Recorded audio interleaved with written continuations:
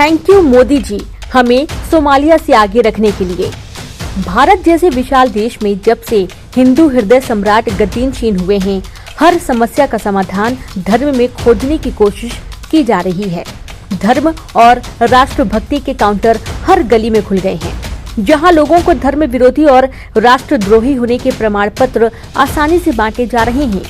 गुजरात के जिस विकास को दिखाकर वर्तमान शासक ने सत्ता पाई, उसकी असलियत हर रोज सामने आ रही है, जबकि हर नागरिक का जीवन कठिन होता जा रहा है और अंतर्राष्ट्रीय विकास के मानकों में हम पिछड़ते जा रहे हैं।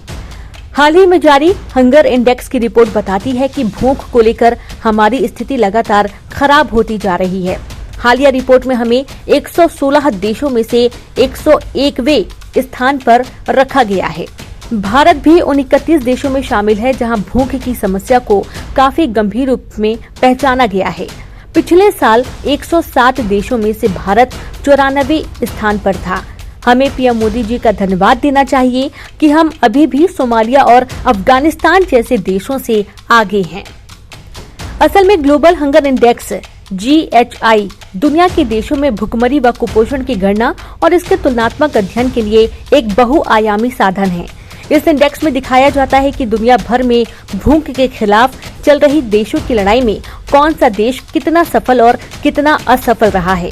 भुखमरी से लड़ने में प्रगति और असफलताओं का आकलन करने के लिए हर साल GHI स्कोर की गणना की जाती है। इस इंडेक्स में उन देशों को शामिल नहीं किया जाता जो विकास के एक ऐसे स्तर पर पहुंच चुके हैं जहां भुखमरी नाम मात्र की है। जहां तक भारत की बात करें तो नरेंद्र मोदी के सत्ता संभालने के बाद भुखमरी के हालात लगातार खराब हुए हैं। भारत 2015 में 93वें स्थान पर, 2016 में 97, 2017 में 100वें, 2018 में 103, 2019 में 102 व 2020 में 94वें स्थान पर पहुंच गया है। भारत में करीब 14% लोग कुपोषण के शिकार हैं। यह स्थिति तो उस वक्त है जब सरकार कोरोना के नाम पर 80 करोड़ लोगों को मुफ्त अनाज बांट रही है। ग्लोबल हंगर इंडेक्स के मुताबिक केवल 15 देशों की स्थिति ही भारत से बदतर है।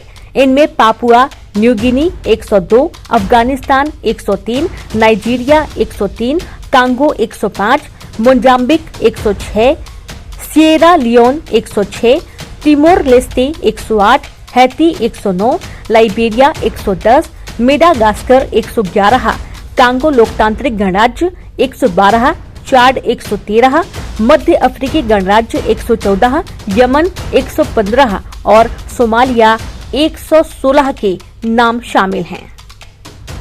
जबकि पाकिस्तान जैसा देश, जिसे हमारा गोदी मीडिया रोज भीख का कटोरा पकड़ाता नजर आता है, हमसे बेहतर है। यही स्थिति नेपाल की भी है, जिसकी अपनी अर्थव्यवस्था भारत पर टिकी है।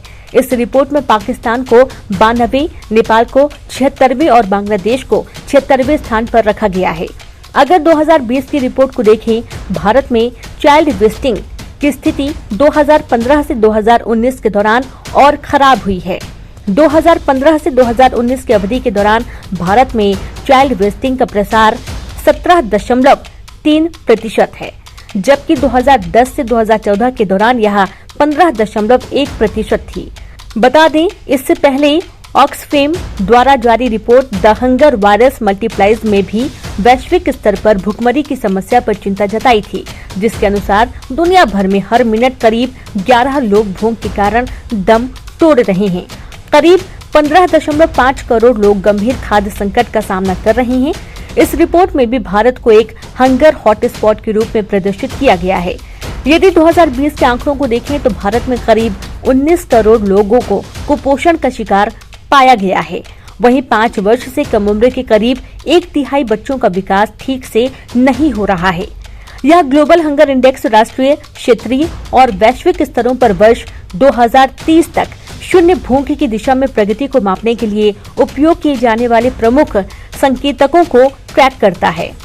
4 संकेतकों के मूल्यों के आधार पर, जिसमें अल्प पोषण, बच्चे की आयु के मुताबिक कम भार, बच्चे की आयु के मुताबिक कम लंबाई और बाल मृत्यु दर शामिल हैं। भारत सरकार ने इस मुद्दे पर आपत्ति करते हुए कहा है कि यह चौंकाने वाला है कि ग्लोबल हंगर रिपोर्ट 2021 ने कुपोषित आबादी के खाद्य और कृषि संगठन FAO के अनुमानों के आधार पर भारत को निचले पायदान पर स्थान दिया है, जो तथ्यात्मक आधार के बजाय एक गंभीर प्रणालीगत समस्या है। सरकार के अनुसार FAO द्वारा इस्तेमाल की जाने वाली विधि अवैज्ञानिक है। उन्होंने गैलप द्वारा फोन पर किए गए 4 क्वेश्चन पोल के परिणामों का मूल्यांकन किया है। इस अवधि के दौरान प्रति व्यक्ति भोजन की उपलब्धता जैसे कुपोषण को मापने के लिए किसी वैज्ञानिक पद्धति का उपयोग नहीं किया गया है। वेब अखबार.in की रिपोर्ट।